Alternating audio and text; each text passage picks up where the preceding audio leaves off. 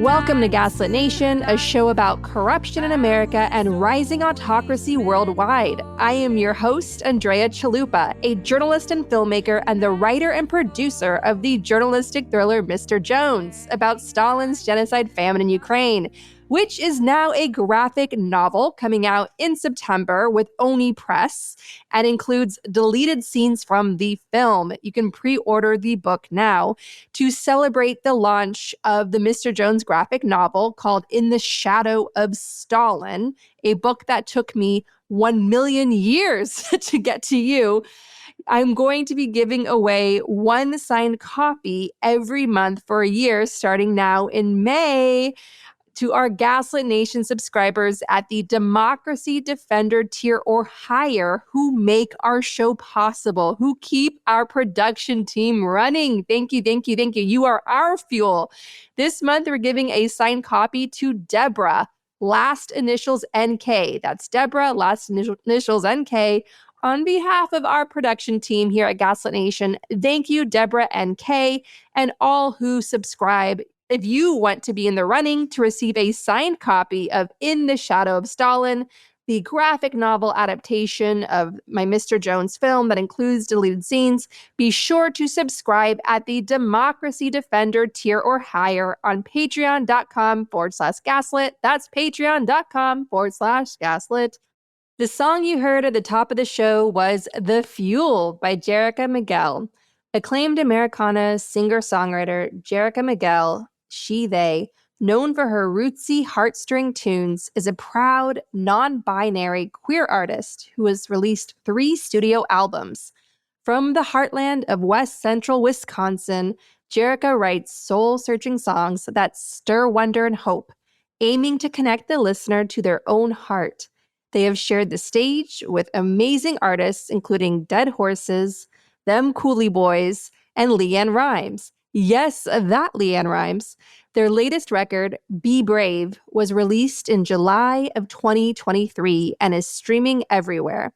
Jerica is also currently working on their Masters of Human Rights degree at the University of Minnesota, Humphrey School of Public Affairs, and is in the midst of working on their 4th album.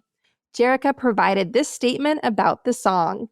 This song is about not letting fear stop you from doing what is hard in life, like fighting for humanity, for justice, or following your biggest dreams. It is saying fear will most likely always be there, but when you see it, instead of letting it be the tool that stops you, let it be the fuel that carries you. We'll post a link to The Fuel on our social media feeds and in the show notes for this episode on our Patreon page. You can find more music by Jerica on all streaming platforms or at jericamiguel.com. And be sure to check out the beautiful official video for The Fuel on YouTube. Thanks for sharing your work with us, Jerica. All right, everyone. Hope our American listeners had a good Memorial Day weekend. For the rest of you, I hope you had a beautiful weekend wherever you are in the world listening. I always enjoy getting emails, messages from our listeners from around the world. Thank you so much. Thank you to all who serve our country. And I was thinking of all of you this Memorial Day weekend, especially our veterans sharing their expertise to help Ukraine in their fight for freedom. Thank you all so much. I've met some of you over the years. I'm so grateful for you.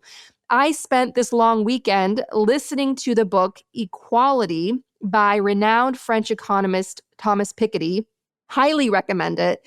In Equality, Piketty makes the case for reparations for colonial imperialism, crediting the world's first and only successful slave revolt in Haiti for taking down the transatlantic slave trade. It is a must read. It will set your hair on fire.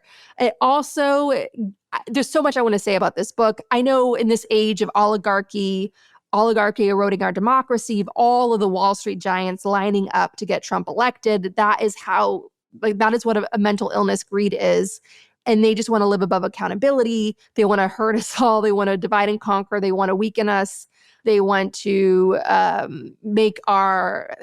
our health insurance bankrupt us and so on. Because just as Piketty shows in his book, it's imperialist divide and conquer. They would weaken the local population. Look at the opium wars, for example, against China. And that would allow them to come in and rule and and plunder and enrich themselves and create generations of inherited wealth that would repeat these imperialist patterns of abuse, literally enslaving people for generations. And now we are living with and facing a new era of this slavery because they're making it harder to hold down jobs. You have to juggle many jobs just to make your rent in the faraway hope of like buying your own home someday. And being overworked makes it nearly impossible to start a family. When you do have a family, how can you get to see them when you're working all the time?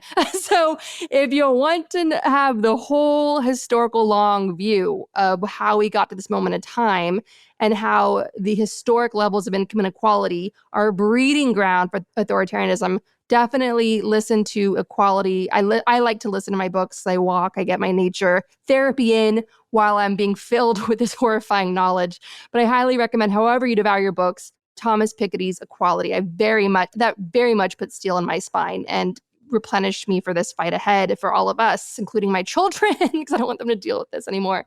So what also stood out to me in Piketty's research is he just came out and he's like there's no other group that's more repressed, disadvantaged than women across cultures, across nations. Women remain the most economically disadvantaged group. And so this is a reminder to all of us, the fascist war of greed we're up against is a war on women. The strongest, most economically resilient democracies with the lowest levels of corruption and highest levels of happiness have strong, legally protected and enforced rights for women. The war of fascism is a war on women. Income inequality is a war on women. More on this in future episodes as this important discussion continues. We have an upcoming show looking at all the ways the U.S. is now an oligarchy. When what must be done about this before it's too late. The guest on that show does not agree with me. He is a famous financial writer, so you'll hear that whole blistering debate soon. I look forward to that. I've been studying up and I'm ready. All right, switching gears somewhat, there's a must-read damning report that I'll link to in the show notes of this week's episode on a new filing in a lawsuit brought by the families of 9/11 victims, documenting how Saudi Arabia was responsible for carrying out the 9/11 terrorist attacks, which was obvious to everyone, has been, but not U.S. policy by every administration since 9/11, with its deeply flawed and dangerous war on terror waged across Afghanistan, Iraq, Pakistan, Syria, Libya, Somalia, and Yemen. I'm mentioning this because I do not want it to get lost in our horrific, grim news cycle. The so-called war on terror by the U.S. has killed, according to a recent report out of Brown University, which I'll link to in the show notes, around 4.5 million people, with the majority, around 3.6 million, killed as indirect deaths. If you want a deep dive on that research, go to the show notes.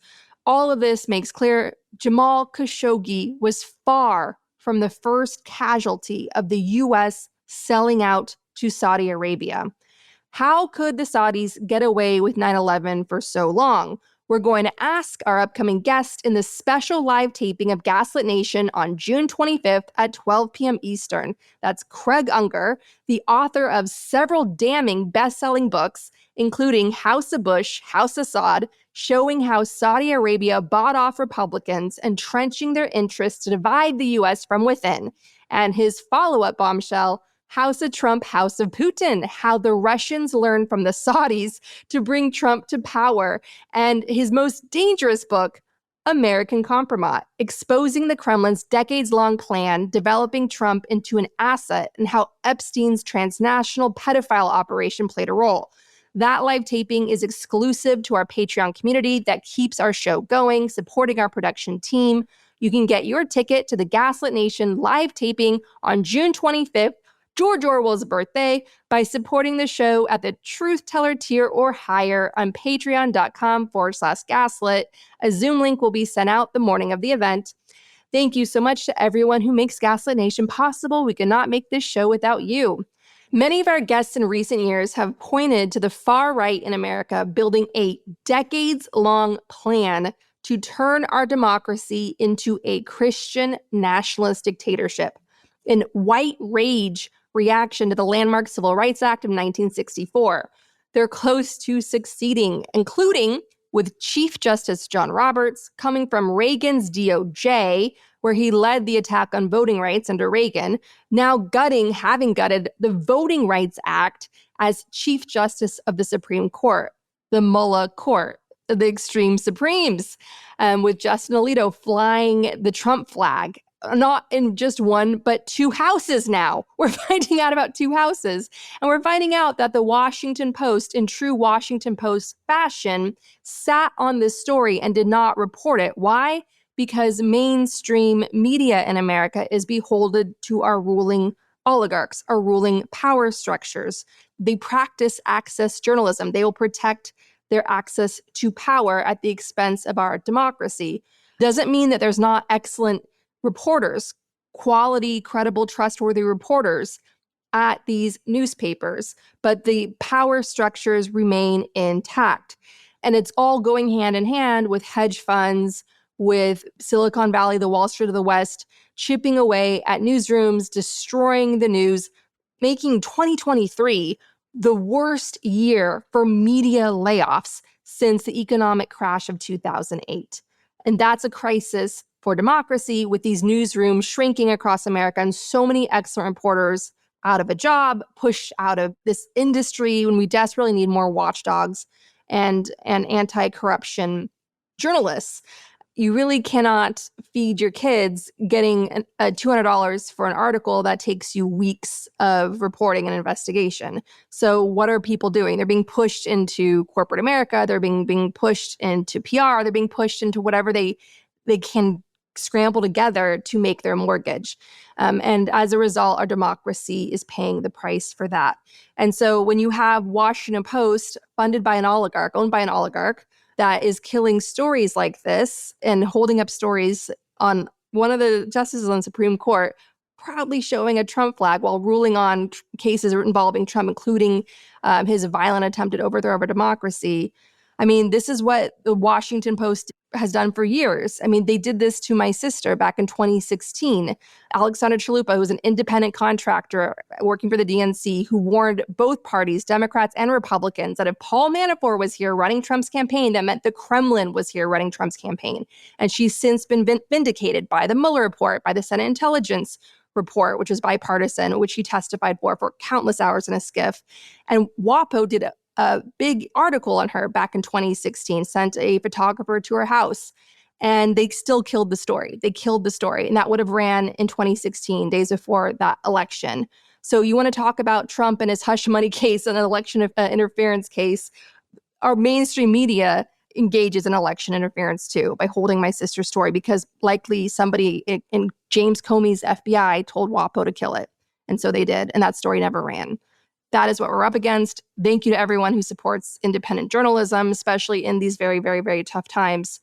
I want to touch really quickly on the Trump trial. It's something that I've largely ignored here at Gaslit Nation for obvious reasons. Cable news has not. I have a friend covering the trial, having to sit in that sweaty courtroom. Why? Because she works for a major cable network, and it is a ratings bonanza for them. As one Gaslit Nation listener wrote to me, it's more like accountability theater. Yes, that's true, because we know that whatever the verdict is in this trial, nothing's going to stop him. It comes down to us. We're the ones who are going to stop him, because we have no choice but to do that yet again, pull another rabbit out of our damn hat, because our institutions, yes, are failing us, because they've been crumbling for some time, because they've been under attack for decades. You've heard about that from recent guests, Ann Nelson on Project 2025, Ari Berman on Minority Rule, how our democracy was set up this way intentionally to protect the white slave voting class, and so on it goes.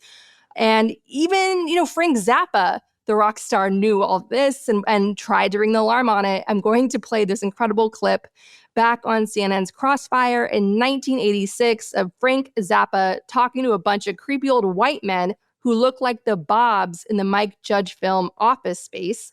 Apologies for the quality of the recording, which is really old by internet standards. The biggest threat to America today is not communism. It's moving America toward a fascist theocracy. And everything that's happened during the Reagan administration is steering us right down that pipe. Oh, Mr. Zappa, Mr. Zappa. Do you really think? I mean, all kidding aside, in this country, with the progressiveness that we are moving toward a fascist theocracy, anything goes. Do you think things like this would ever be smile again. When we were 20, when we were kids, you're about my age, maybe a little younger. Well, I'm 55. Do you think when I was a kid that they would permit songs like that to be sold? I mean, permissiveness is a game. I mean, you're not really serious if you're saying we're going toward a fascist theocracy. That's right, we are. Wait a minute. In what way? I mean, give me one example. Wait. One example of a fascist theocracy. When you have a government that prefers a certain moral code derived from a certain religion, and that moral code turns into legislation to suit one certain religious point of view, and if that code happens to be very, very right-wing, almost toward Attila the Hun. Well, then you are an anarchist. Every form of civil government is based on some kind of morality, right? Morality in terms of behavior, not in terms of theology. So that theocracy, that Christian nationalist movement brought to power by the Reagan Revolution, which we're still trapped under today, includes authoritarian Catholic Bill Barr, who was raised on the Upper West Side of Manhattan among heathen liberals, including many Jews. Barr has claimed that, quote, militant secularism is the greatest threat to America. Here is Barr comfortably endorsing Donald Trump on Fox News and calling Biden a threat to democracy. I'm not happy with the choice. I think this is a terrible choice for the country, but it is a choice. At the end of the day, we have to select between two different individuals. And I've said all along that I think it's my duty to pick the person I think will do the least harm to the country. And I think that to me, that's clearly Trump and the Republican administration, which I think is important. I think, getting control over the border, stopping the lawlessness in our cities, building up the strength of the United States in an ever more dangerous world, stop the avalanche of regulation that is strangling business and our technological superiority. These are critical things that have to be done, and I think that we'll get them done under a Trump administration. At the same time, I think the Biden administration is, in fact, a greater threat to democracy. I think they have a totalitarian temper. They have bought into the progressive movement, and they're trying to squelch opposition and freedom of speech. You may be asking yourself, but didn't Barr criticize Trump for years? Yes, because he knows he has Trump in his pocket. Trump needs lawfare generals like Bill Barr to win. Barr is the cleanup guy of the Republican Party. He covered up Iran-Contra, which was a test run scandal that was sort of like paved the way for Russiagate under Trump. He then covered up Russiagate. Remember, like the 4-page Bill Barr memo that went out that so many newspapers, so much of the mainstream media fell for, running on the front pages. Mueller exonerates Trump when that wasn't true. And Gaslit Nation had to redouble our efforts at the time to be like, this is not true. Mueller did not exonerate Trump, and Bill Barr is the cover-up king. And we're still at it. And because all of that's being like memory hold. And so obviously Trump will have no choice but to welcome Barr back with open arms. And whatever Barr has said about him publicly, it's all water under the bridge, because what Trump cares about most is power and escaping accountability. And Barr is his ticket to that. Everything Barr represents is his ticket to that. Like Reagan, Trump's power depends on Christian nationalists like Barr. Barr is a general in the legal warfare of Christian nationalism. They need slick, polished talking heads like Barr to further the normalization of Trump and Christian nationalism's takeover of our democracy, playing out now on cable news. Back in power, they're going to carry out genocides, turning up the genocidal rhetoric in their attacks on women, on LGBTQ plus people, under the banner of, quote, religious freedom. Here's Barr on LGBTQ plus people, quote, it is no accident that the homosexual movement at 1 or 2% of the population gets treated with such solicitude, while the Catholic population, which is over a quarter of the country, is given the back of the hand. Okay, actually, Grand Dragon Bar, the percentage of the American population that identifies as lesbian, gay, bisexual, transgender is closer to 7.6%, according to Gallup. And they've historically been a vulnerable, scapegoated, and oppressed group, unlike your ruling white patriarchy. All of this is to say, join us for our first Gaslit Nation phone bank of 2024. Yes, we're starting early this year, folks. Plant seeds of change with us and Indivisible, June 20th, 8 p.m. to 10 p.m. Eastern. I got the time wrong because our friends of Indivisible, they are in the Midwest organizing these phone banks. So it's going to be 8 p.m. to 10 p.m. Eastern, 6 to 8 p.m. local time for them, MDT time. What is that, Mountain Time? There'll be a quick training. And for those who stay through the whole phone bank, I'll share a fun story of Andrea Chalupa Compromat.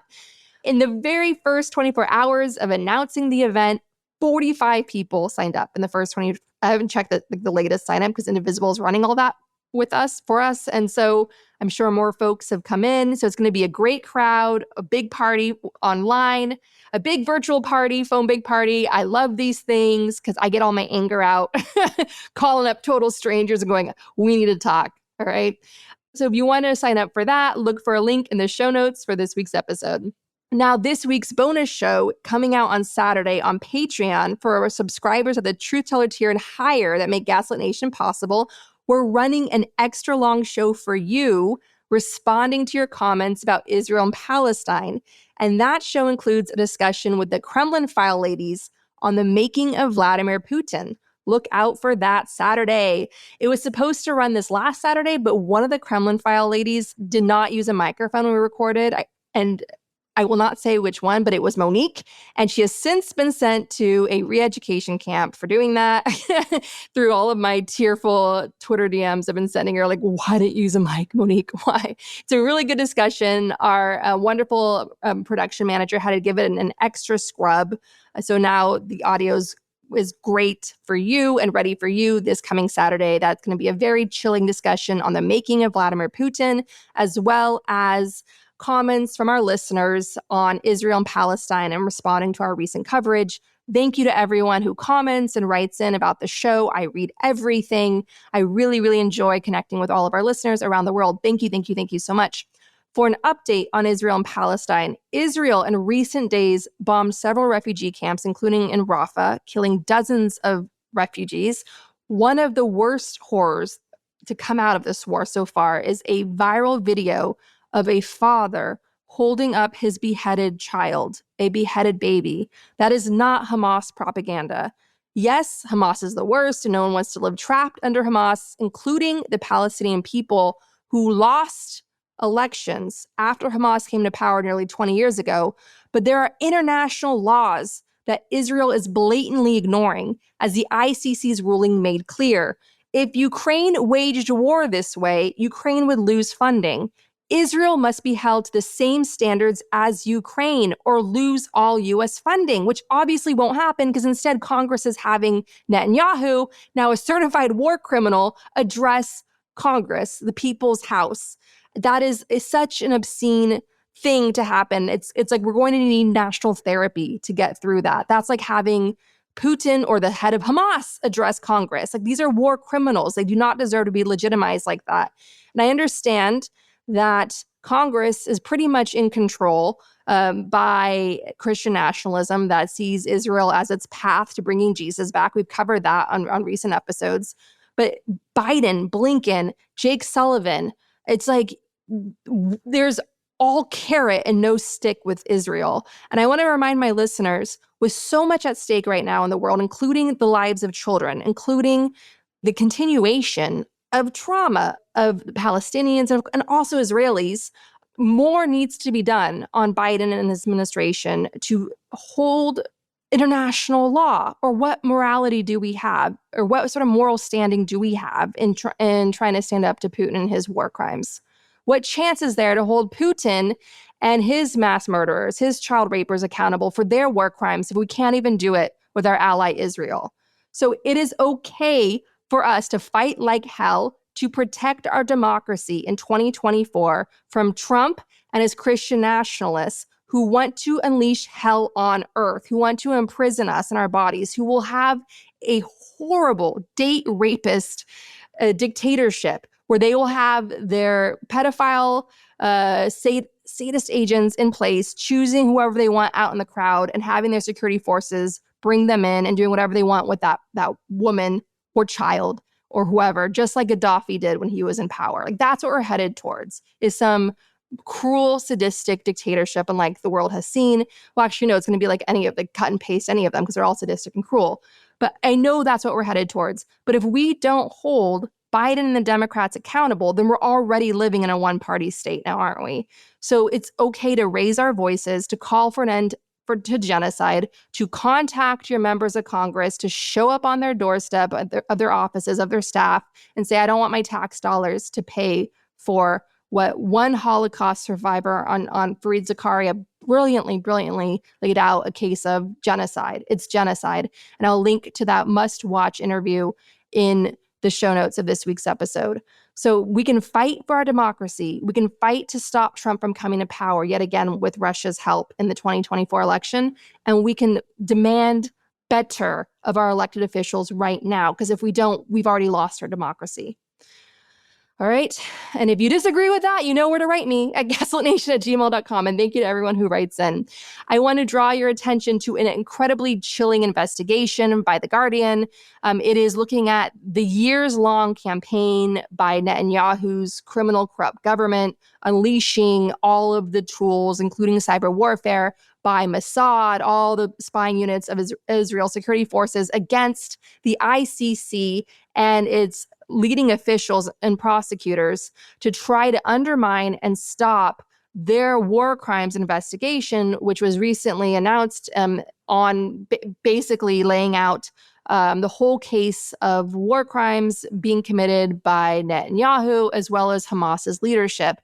Well, the 9 years or so that investigation was ongoing, Netanyahu threw everything he possibly could at it. And this investigation is chilling. And people, especially those who hold Israel near and dear in their hearts and their lives, Israel means family to you. If Israel is a source of cultural warmth and safety and identity to you, it is in your best interest to hold this government, which is one of the worst threats that Israel's ever faced, along with Hamas itself, because it literally funded Hamas, as all the reporting has shown. It is in your best interest to confront the corruption and the harassment and just the dystopianness of Netanyahu's government and to demand better, because no one around the world will be safe if Netanyahu and his coalition of terrorists in Israel are allowed to get away with this. I'm telling you, accountability for what they're doing is safety for all of us around the world, not just Palestinians, because nobody is above the law. And any government, including the United States, that allows any leaders anywhere, any oligarchs anywhere to live above the law, including flouncing war crime verdicts by the highest court in the world. I mean, how can any of us be safe? So it's, again, we can do two things at once. We can hold our elected officials accountable, and we can fight like hell to protect our democracy at the same time, because if we don't, we've already lost our democracy. All right, everyone, we have an energizing discussion for you this week. I want people listening to this to keep in mind, if we fight like hell in 2024 and we live to fight another day, meaning we stop Trump and the Russians and Netanyahu from coming back into power in the White House, we then direct our energy into reforming the Electoral College by the next presidential election in 2028. And then we put our focus on the census in 2030, which is our big opportunity to dismantle gerrymandering. So there is a path ahead for reforming American democracy as we know it, to make it safe and to transform it, to live in a safer country where we're not held hostage by all of these fascist threats and their enablers. And we can get there. Hold on hope, hold on to each other, refuse to abandon each other, just stay in the fight, because these are the most critical years ahead for our country and therefore the world.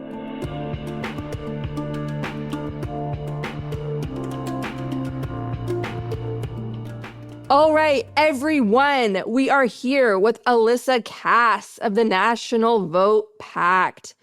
We are going to abolish the Electoral College because that would liberate so many lives. And that would usher in the age of Aquarius, and we'd all be enjoying universal health care, bold climate action, robots that serve us, oligarchs that are put in prison and like kept on leashes and paying their fair share in taxes. Okay, so tell us, Alyssa, how do we abolish Electoral College, which has caused so much death and destruction in the world? First, George W. Bush, that war criminal, and then Trump, the war criminal, both losing the popular vote and winning the slave state monument of Electoral College, put in place because the slave owning founding fathers feared direct democracy because they wanted to protect their property and wealth and the human beings they had enslaved. And not protect the human beings that have been enslaved, but that fortune they were brutally exploiting. All right. So now tell us. Okay, I'm here. I want to tell you. So, first of all, thanks so much for having me on. Huge fan and really excited to talk about what I think for us Democrats is the most important pro-democracy reform we should all be getting around. And I want to just do one sort of nitpicky, but it's not nitpicky, language correction that helps us get this done. This isn't about abolishing the Electoral College. This is about making the current system, which we all, I think most of us can agree is super flawed, work better. So what is the current system? So the current system allows states to, each state has a certain amount of electors, and the majority of states allocate their electors through a winner-takes-all system, not through the popular vote. What the National Popular Vote Bill does, which is allowed by the Constitution, which is great, and doesn't require a federal amendment, but this actually works within the confines of the current of our Constitution.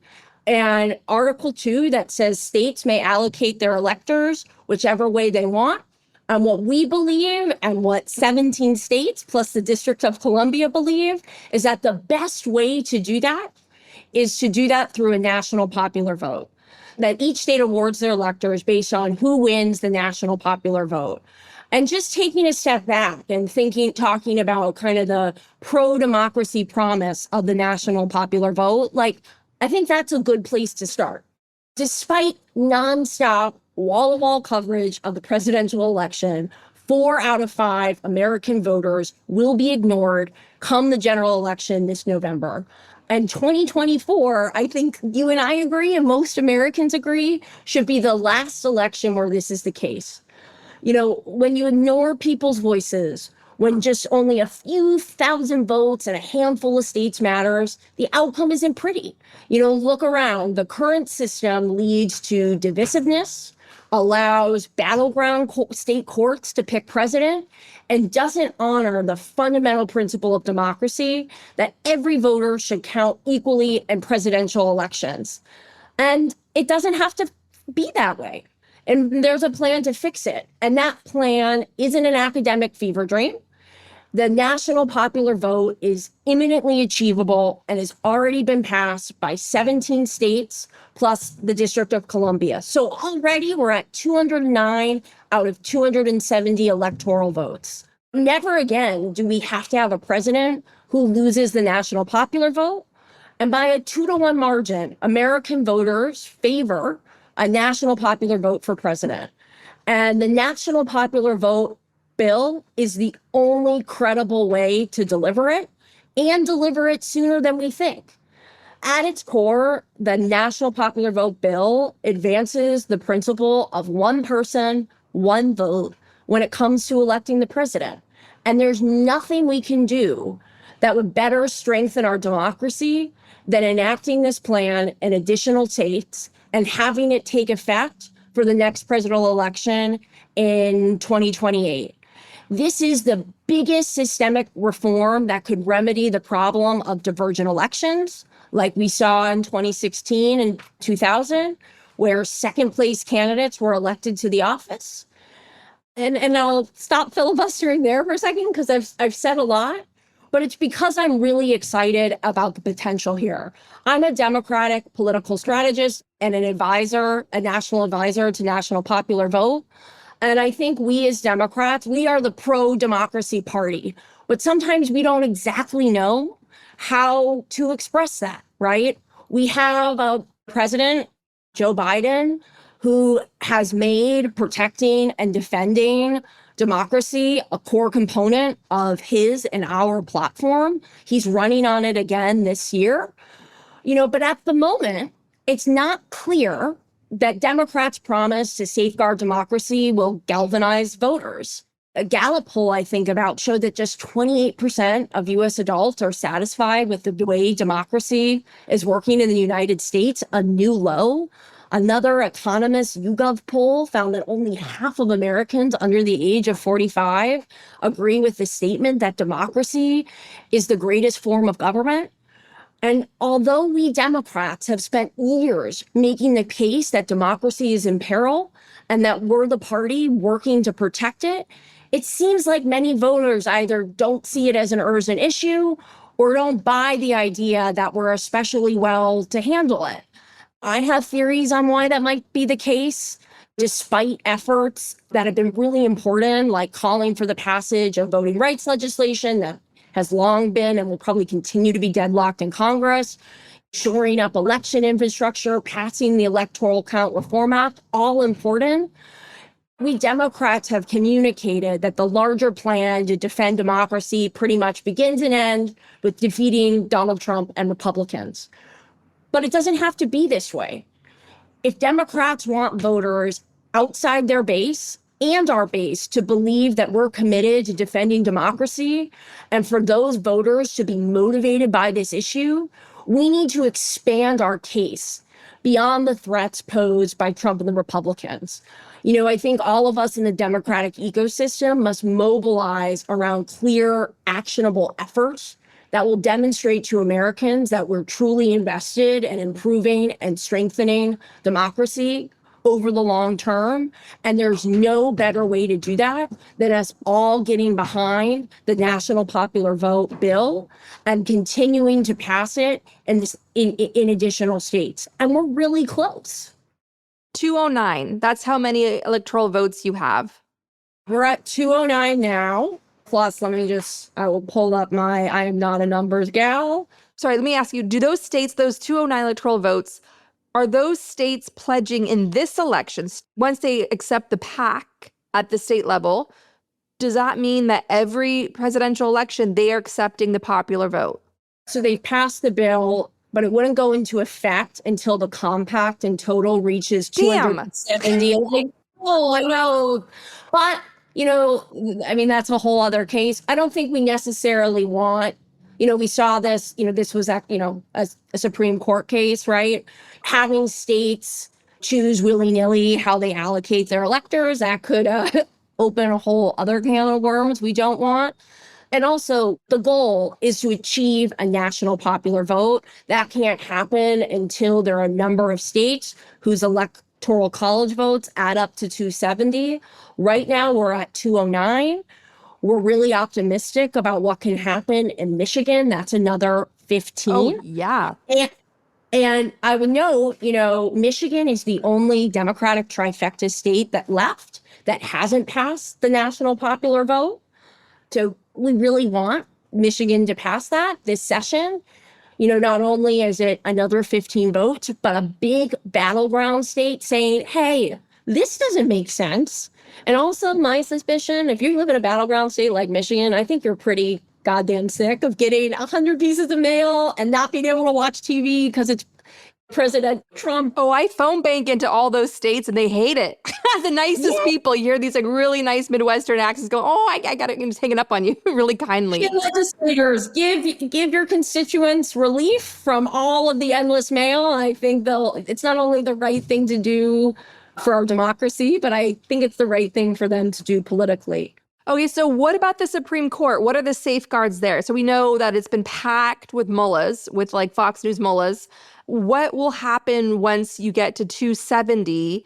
So let's say there's 270 Electoral College states, and they're like, we're doing this. And the Supreme Court says, no, you're not, because the Heritage Foundation or some other Trump machine brings the case to the Supreme Court, and the Supreme Court just says, no, we're going to, and it becomes a constitutional crisis.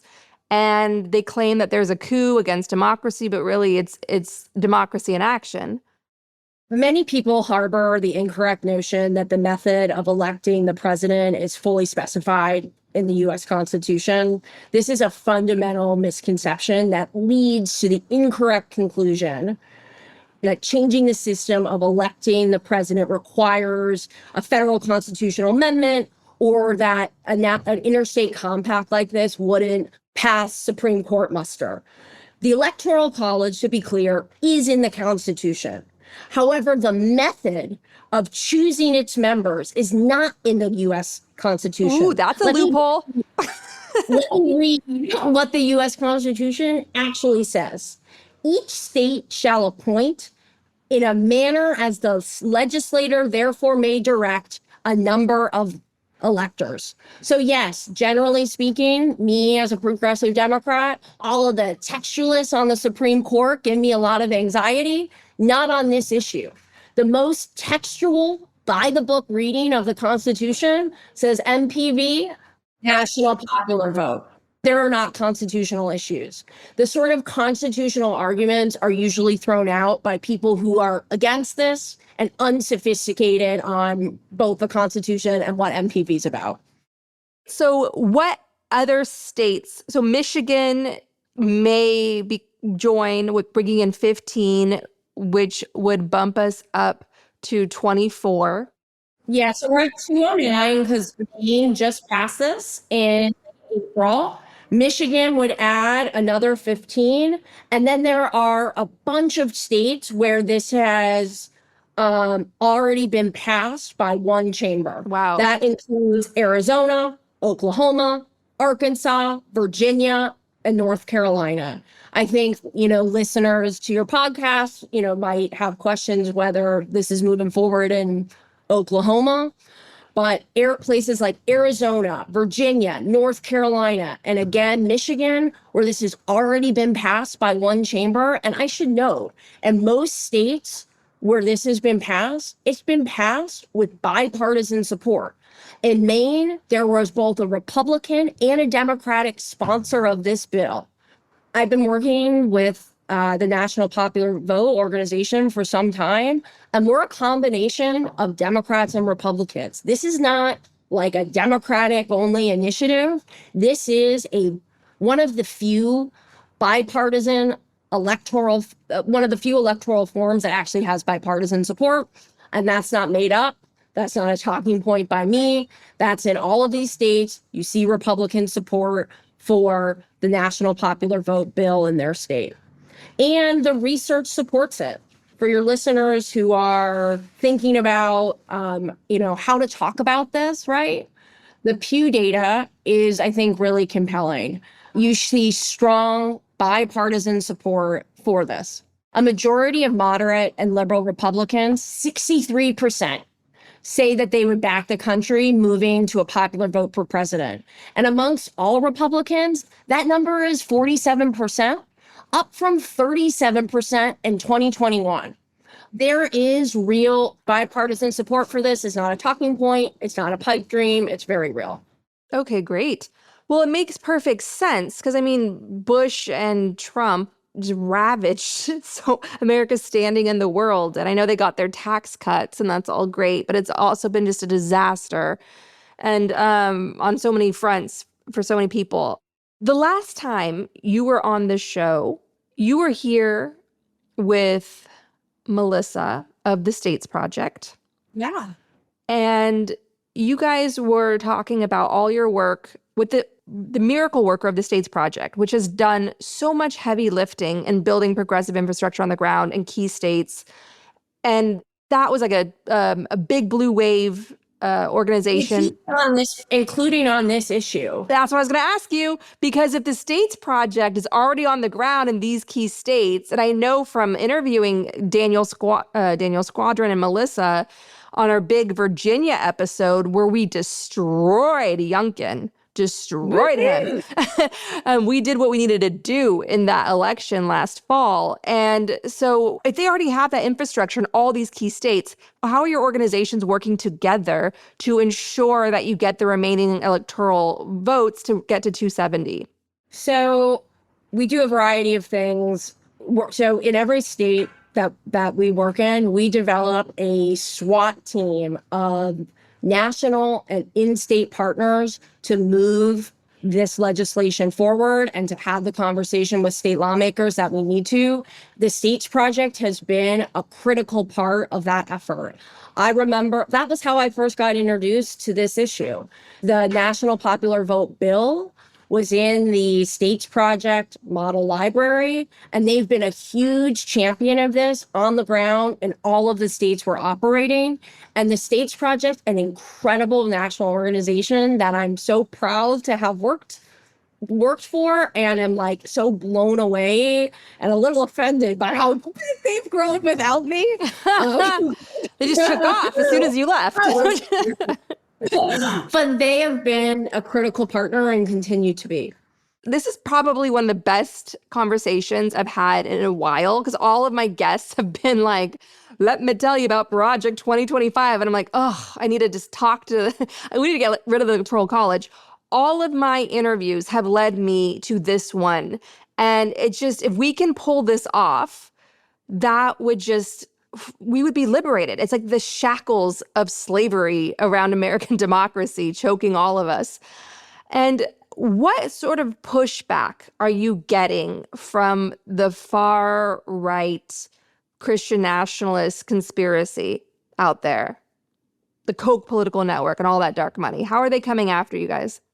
Someone I partner on this with, who leads this effort, who helps lead this effort, is himself like a true Republican. Worked for Bush, worked for Forbes, and he was someone who, like, when he was brought the National Popular Vote kind of plan decades ago, read it to, I think, debunk it, or he would say that himself.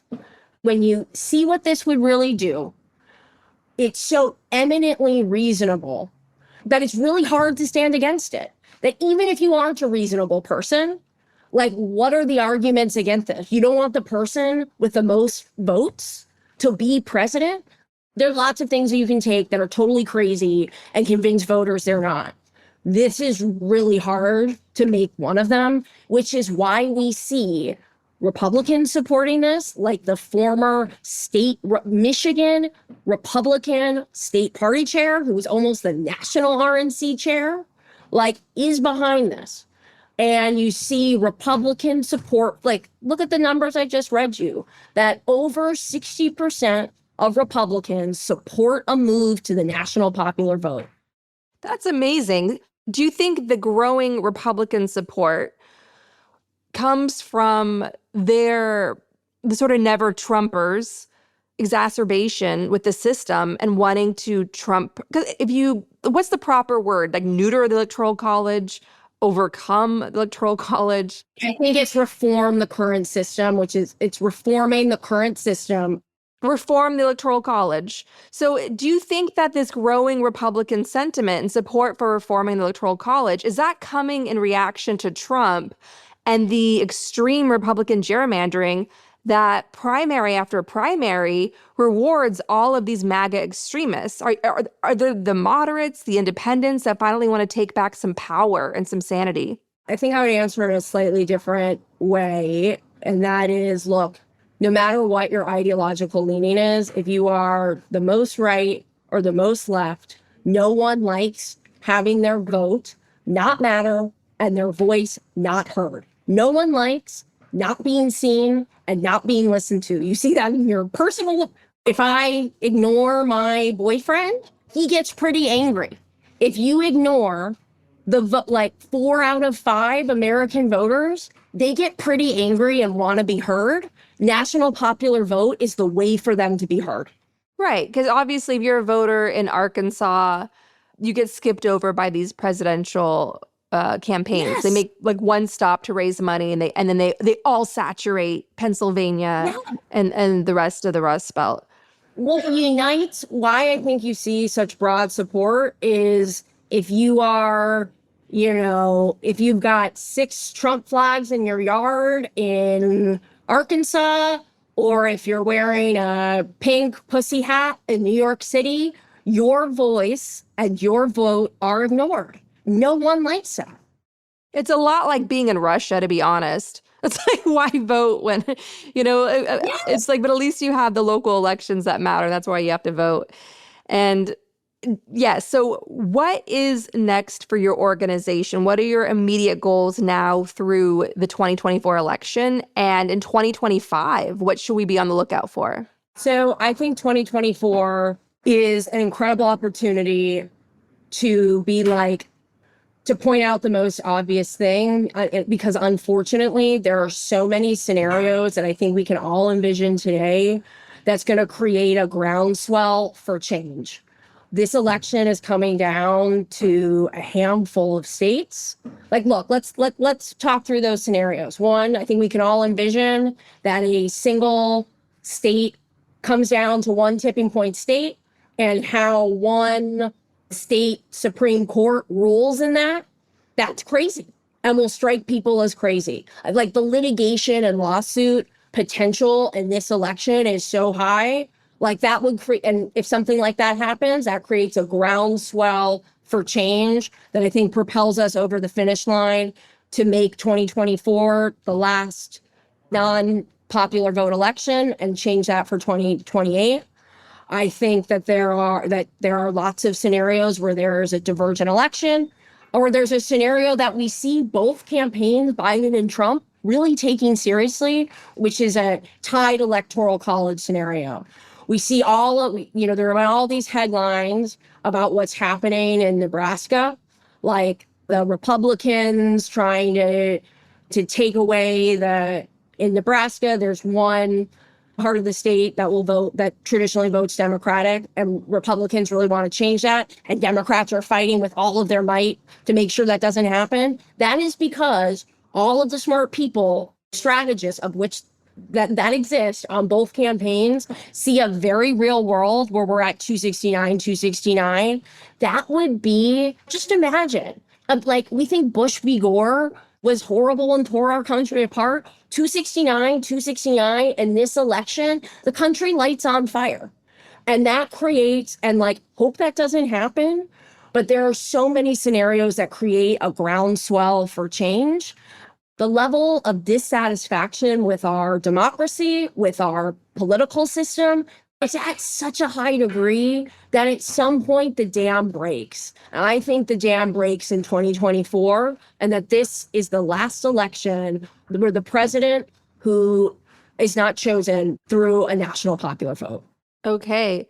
And so obviously you're going to continue your work in 2025 and try to get some more states, and you want to get everything in line so that by 2028, the popular vote wins. Yeah, you need to get for the national popular vote, interstate compact to be in effect, we would need 270 votes in the 6 months prior to the election date in 2028.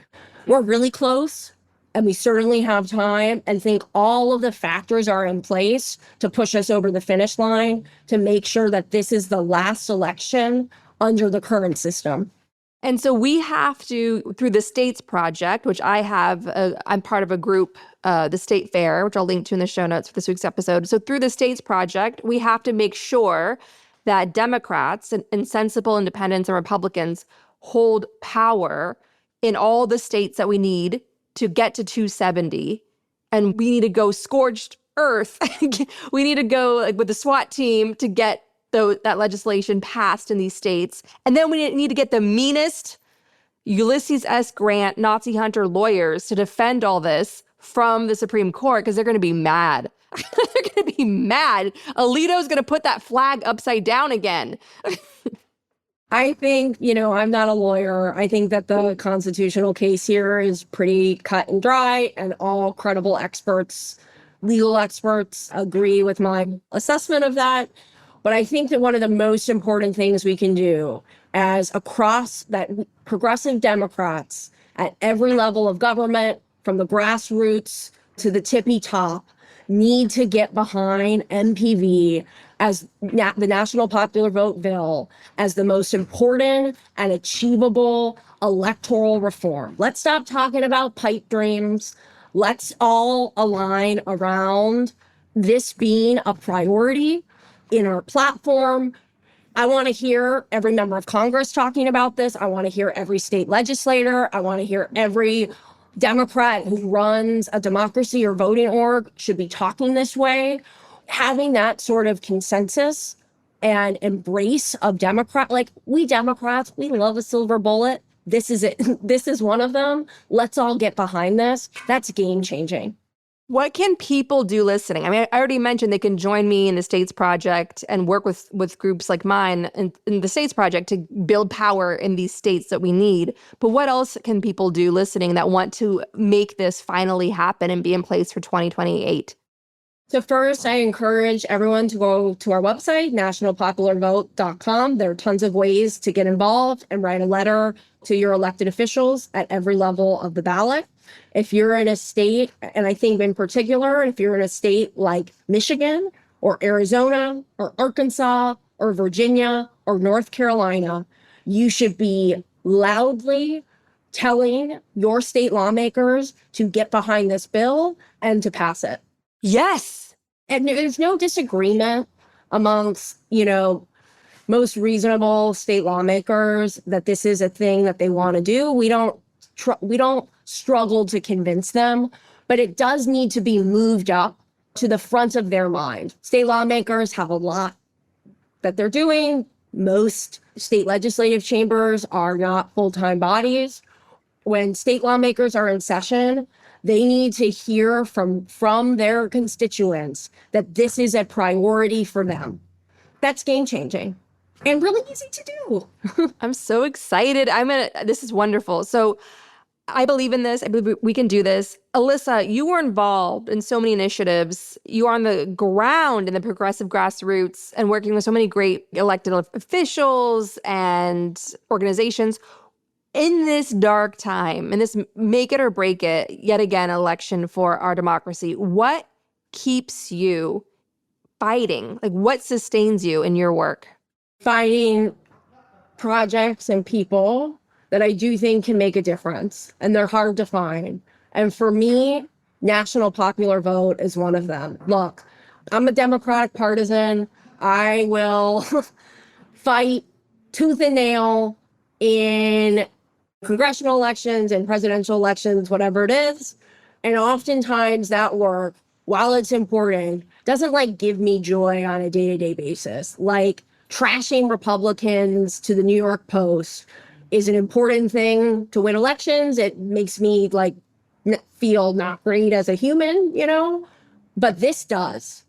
And it does because it's achievable, and it is the single biggest thing we could do to fix so many of our problems.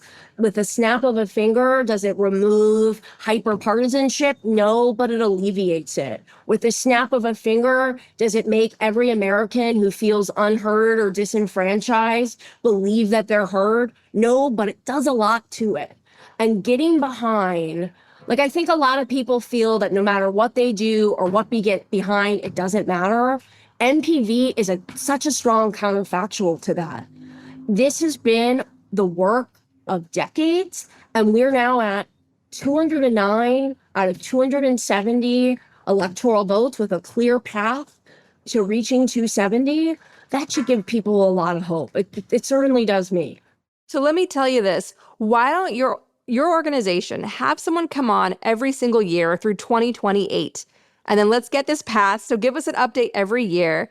I will run the calls to action regularly on this show, so we just stay on top of this and get it done. And then once we reform Electoral College heading into the 2028 election, then let's set our sights on getting rid of gerrymandering thanks to the 2030 census. Because the census is where it's at in 2030. That is our opportunity with the Electoral College reformed in 2028. Then all hands on deck for the census in 2030, where we go to war against gerrymandering.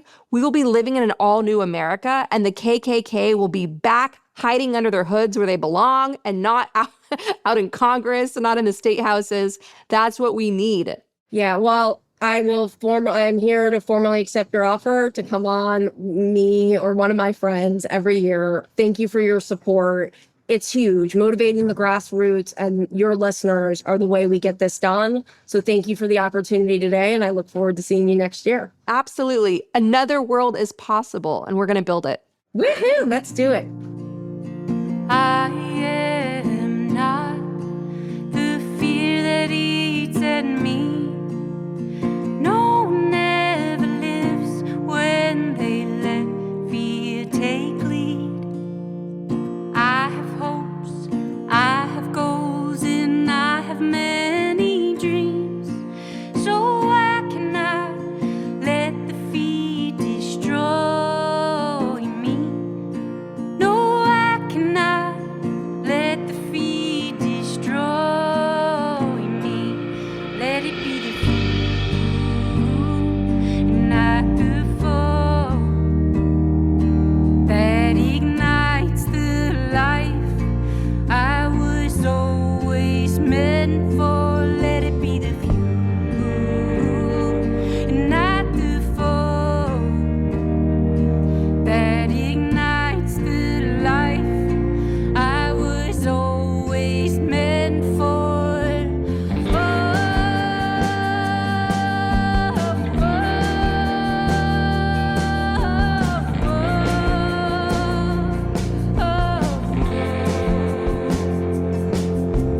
Make this fuel a fire that burns deep in me, till it erupts to 1,000 little dreams.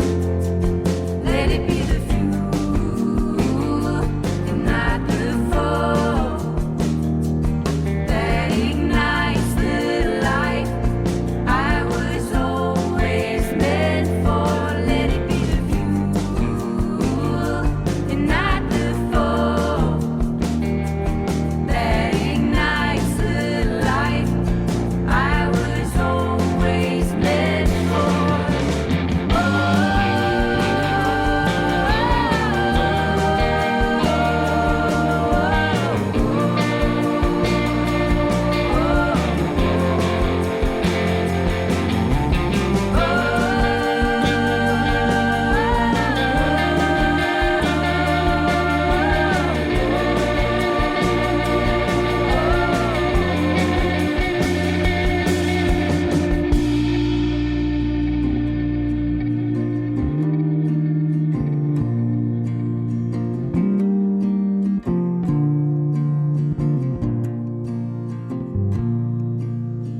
By now I have learned this fear ain't going nowhere. It's an endless flame that will always burn. Let it be the fuel and not the foe that ignites the life I was always meant for. Let it be the fuel and not the foe that ignites the life I was always meant for. Let it be the fuel,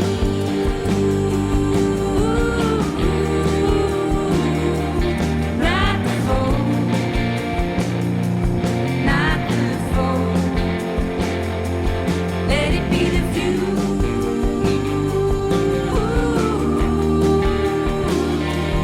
not the foe, not the foe.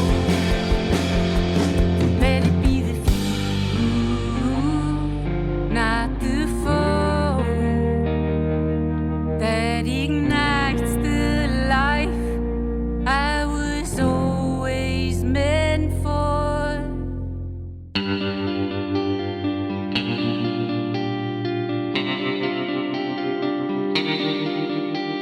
Our discussion continues, and you can get access to that by signing up on our Patreon at the Truth Teller level or higher. The U.S. has the highest rate of maternal mortality than any other developed country. That's shameful. Christian nationalists backed by the oil and coal lobbies worsened this crisis with their authoritarian abortion bans. Donate to the Women's Reproductive Rights Assistance Project that provides support to those who need an abortion or emergency contraceptives. Donate at WRRAP.org. That's WRRAP.org. To help get Ukraine urgently needed humanitarian aid, join me in donating to Razom for Ukraine at razomforukraine.org. To help civilians and refugees in war zones like Gaza, donate to Doctors Without Borders at doctorswithoutborders.org. And if you want to help critically endangered orangutans already under pressure from the palm oil industry, donate to the Orangutan Project at theorangutanproject.org. Gaslit Nation is produced by Andrea Chalupa. Our production manager is Nicholas Torres, and our associate producer is Carlin Daigle. Our episodes are edited by Nicholas Torres, and our Patreon-exclusive content is edited by Carlin Daigle. If you like what we do, leave us a review on iTunes. It helps us reach more listeners. And check out our Patreon. It keeps us going. Original music in Gaslit Nation is produced by David Whitehead, Martin Vissenberg, Nick Farr, Damian Arriaga, and Carlin Daigle. Our logo design was donated to us by Hamish Smythe of the New York-based firm Order. Thank you so much, Hamish. Gaslit Nation would like to thank our supporters at the producer level on Patreon and higher. Work for Better, Prep for Trouble. Lily Wachowski, John Schoenthaler, Ellen McGirt, Larry Gasson, D. Scott, Ann Bertino, David East, Ida, Joseph Mara Jr., Mark, Sean Berg, Kristen Custer, Kevin Gannon, Sandra Collins, Katie Masuris, James D. Leonard, Leo Chalupa, Carl Gulstad, Marcus J. Trent, Joe Darcy, Ann Marshall, Trigve, D.L. Singfield, Nicole Spear, Abby Road, Jans Alstrup Rasmussen, Sarah Gray, Diana Gallagher, Leah Campbell, Jared Lombardo, and Ann Marshall, and Tanya Chalupa. Thank you all so much for your support of the show. We could not make Gaslit Nation without you.